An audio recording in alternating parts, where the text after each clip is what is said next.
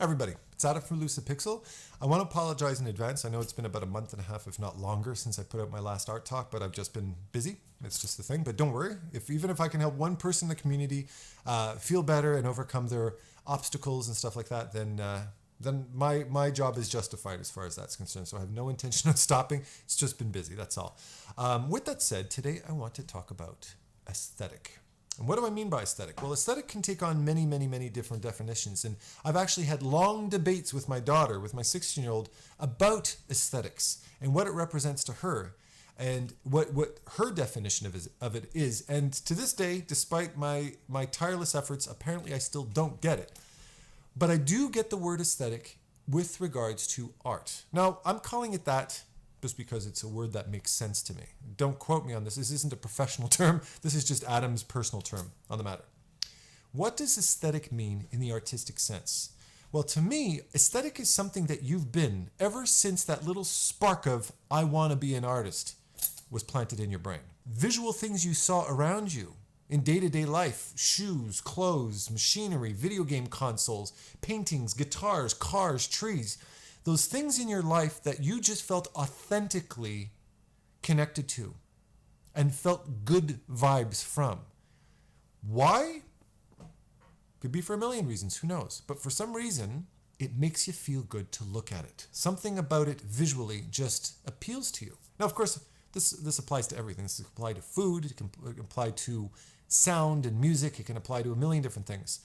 But it's connecting to that original spark that drove your desire to draw.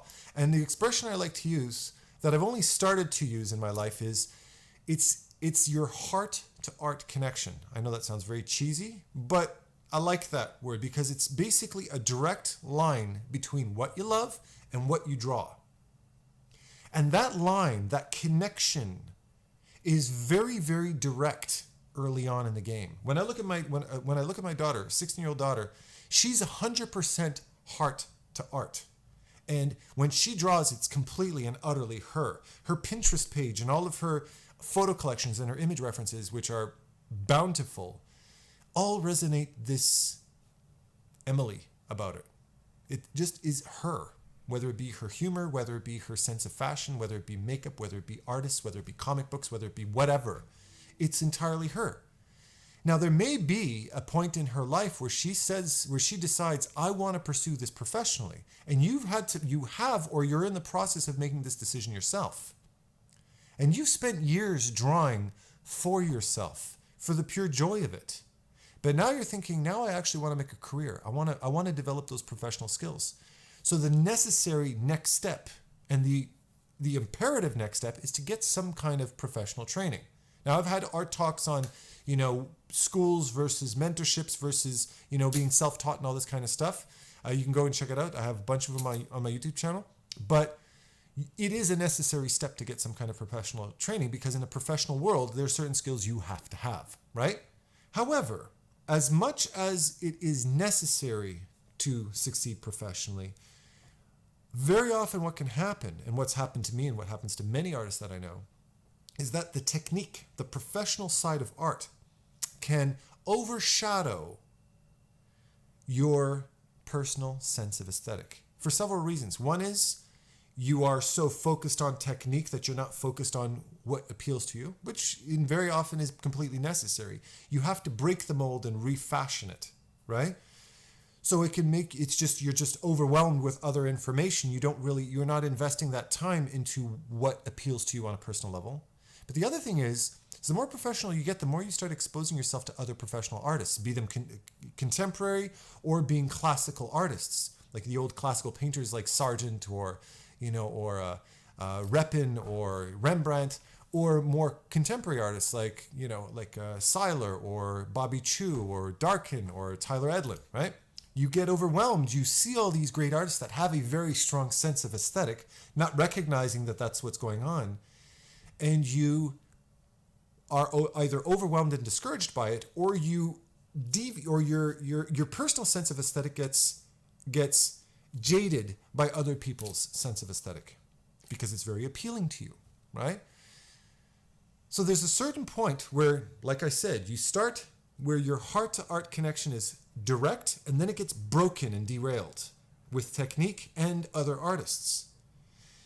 In order to complete that circuit, you have to reforge that connection. You have to resolder that wire that got broken and bring it back. Where the complete artist that does have their personal sense of style, that does have their personal voice, is somebody that had that heart-to-art connection, broke that heart-to-art connection, and then reforged it. Where now you've reconnected yourself to your inner child, so to speak, to that artist that you were at the beginning, what turned you on to art in the first place. But now it's combined with a solid professional technique. And therein lies that complete package that makes you not only a very skilled artist, but makes you a very recognized artist and a very unique one. So how do you do that? Well, in order to do that, I have found, and you might find the same thing, I have found that one of the most damaging things, as inspiring as it is, it can be one of the most damaging things, is don't inundate your life. Don't overwhelm yourself with too many other great artists. When you're in your zone, the worst thing you can do is compare yourself to somebody else, because that's almost like taking a sledgehammer and knocking you off your path. They have a very strong sense of style, and it's either a magnet. It either pulls you in and makes you want to draw like them, or it knocks you off your own path and makes you look at your own stuff and go, oh God, I suck, right? You can't do that as an artist. When it comes to drawing, when it comes to finding your personal voice, your personal aesthetic, you have to let that go. You have to ignore it. You almost have to, put an ad blocker on your page to prevent yourself from seeing other people's artwork for the period that you're in your productivity phase, where you're producing your own stuff, because you want more than anything else to nerd out on the things you love most, to get lost in the things that turn you on in life. And I look around at some of the artists that I find are the most inspired, the most productive, the most unique. And very often they're artists, and very often they're not artists at all.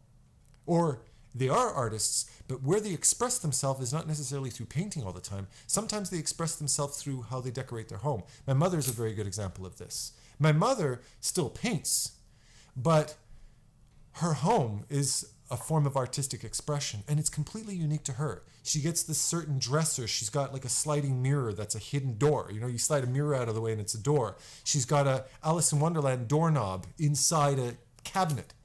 These are the kinds of things I'm talking about. She is a geek to her own imagination, and she'll spend $7,000. Of course, my mother's a lot thriftier than that, but she'll spend $7,000 on that stupid doorknob because it means so much to her. It matters to her to have that in her life. Why? I don't know, but it does, right? Same thing to my daughter. If she had $1 million, she would invest $1 million into these things that matter to her because they keep her alive, they keep her inspired, they keep her energy going. Her room, her walls, her furniture, her clothes. No matter what it is, when she's drawn to it, she has to have it in her life. And these are the things you have to have in your life too. Another good example of this is the artist John Howe. An artist that inspires me endlessly. Even though I draw completely differently than he does, it's his energy that matters to me. And I remember if you go on Vimeo, I think they have it on Vimeo, there's John Howe, There and Back Again. It's a short documentary on him and his career and his life. And one of the things he talks about is the difference between photography and drawing. When you photograph something, you have a photorealistic, permanent memory of it, at least in its physical form, but you don't learn from it. You don't know it intimately, but it's very quick and it's more effective. Versus when you draw something. When you draw something, you can't retain the same quantity of information at the same speed, but what you do retain is very permanent because you've studied it intimately. So what he does is, one of the things he does is he walks around with a camera all the time. He always has a camera around his neck. And of course he moved to Switzerland. He originally lived in Vancouver and he moved to Switzerland. I don't blame him, because it's that to him, which is very clear from an artistic perspective, is Switzerland inspired his personal aesthetic. When he walks out of his house, when he takes a bicycle down the road and there's vines growing up on some cobblestone staircase, he snaps a picture of it. He talks about walking down the road and seeing a cloud that inspires him. He snaps a picture of it.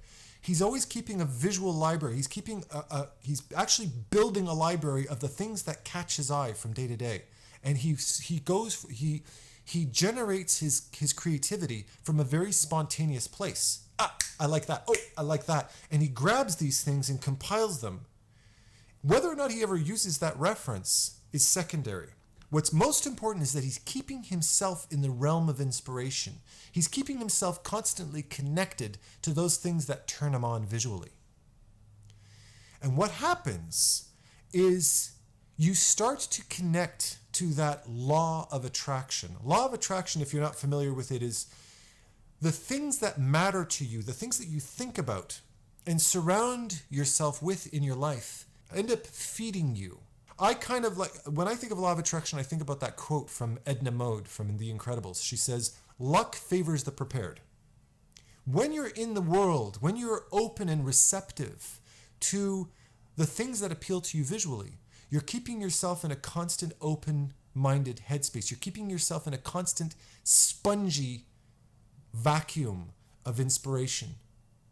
And by doing so, you are starting to feed your own creative voice. And you're keeping yourself both inspired and connected to what you love. You're keeping that heart-to-art connection, that line open and moving. The things that can knock you off of that is, getting yourself caught up in TV, get yourself caught up in video games, getting yourself caught up in other people's art, and spending all day on ArtStation just going, wow, wow, instead of just paying attention to the things around you in day-to-day life and the things that inspire you in day-to-day life. Start connecting to this kind of stuff. And you'll find that it immediately starts to feed into your artwork. Some of the most inspired artwork that I am to this day the most proud of is the stuff that I produced when I was really in that zone. And I noticed the pattern that whenever I'm in that artistic zone, I'm not paying attention to what other people like. I'm completely absorbed in what I like. I'm in a me headspace. So this is what I implore you to do in your own artwork as well, especially if you're in a very academic, technical headspace. If, however, getting too caught up in this personal aesthetic is pulling you away from your studies, then give your aesthetic a break. Sometimes you can't fit in too many things at the same time.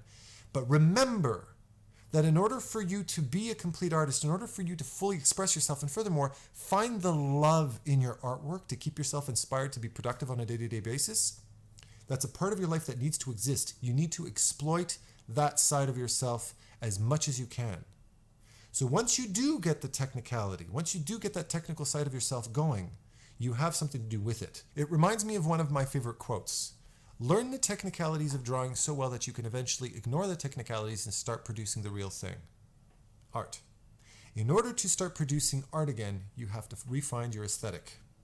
So you learn those technicalities, you bring in your aesthetic, and you find that artist inside of you, and that style you've been looking for all along. Hopefully you enjoyed my latest art talk. Hopefully it inspired you, and it'll get your creative juices flowing so you can get productive again. Remember that I have my art mentorship, so you can check out, if you want to check out all the information on my private art mentorship, you can check the link in the description below. Remember as well, we have the Brush Sauce Theater Art Contest with myself and Tyler Edlin, which is absolutely awesome. Great free place to get some free online critique and exposure to your artwork. And the artists are awesome. They are producing some, from one contest to the next, the bar gets lifted about 10 bars high. So definitely worth checking that out and submitting your work as well. And don't forget to hit that like button and subscribe, of course, if you want to see more content and help encourage the channel, all that kind of fun stuff. All right. So hopefully you enjoy the talk, and I'll see you soon. Happy painting. Take care.